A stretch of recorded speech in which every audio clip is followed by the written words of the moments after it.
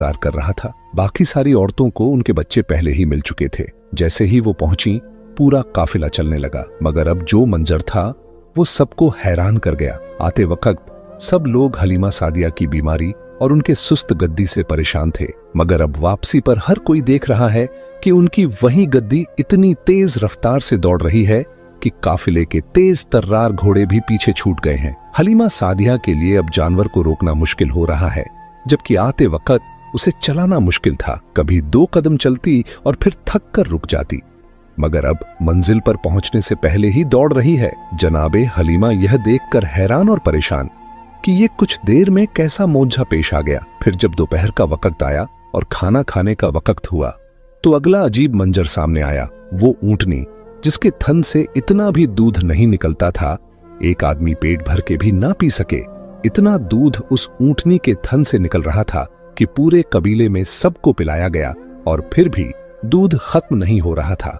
यह सब देखकर हलीमा सादिया बार बार जनाबे अब्दुल मुत्तलिब की वह नसीहत याद कर रही थीं कि अगर कोई अजीबो गरीब वाकया पेश आए तो किसी को मत बताना कि तुमने क्या देखा है।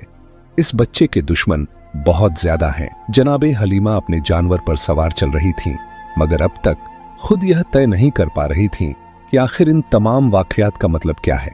काफिला थोड़ी ही दूर चला था कि परवरदिगार की तरफ से उन्हें बताया गया कि घबराना नहीं, यह सब मौजज़ात हैं, तुम इस बच्चे को खौफजदा होकर छोड़ मत देना।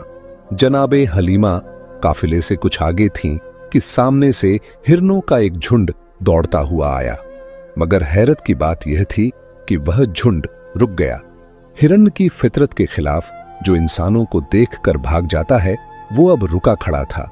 उनमें से एक हिरन ने इंसानी आवाज में कहा, ऐ हलीमा सादिया, जिस बच्चे को लेकर जा रही हो उसकी हिफाजत करना। यह कहकर सारे हिरन गायब हो गए। हलीमा सादिया ने जब हिरन की जबान में इंसानी आवाज सुनी तो चौंक गईं, मगर वही जवाब मिला जो सवाल बहुत देर से उनके जहन में घूम रहा था। यह क्या अजीब अजीब वाकयात पेश आ रहे हैं। थोड़ी दूर और चली तो अचानक एक नूरानी शक्ल वाला बुजुर्ग शख्स एक पहाड़ की गुफा से निकला। बच्चे पर नजर पड़ी तो बेइख्तियार सजदे में गिर पड़ा और शुक्र अदा किया। फिर कहने लगा, ऐ हलीमा सादिया, तुम बहुत खुशकिस्मत हो कि तुम्हारी गोद में परवरदिगार आलम की कीमती अमानत है।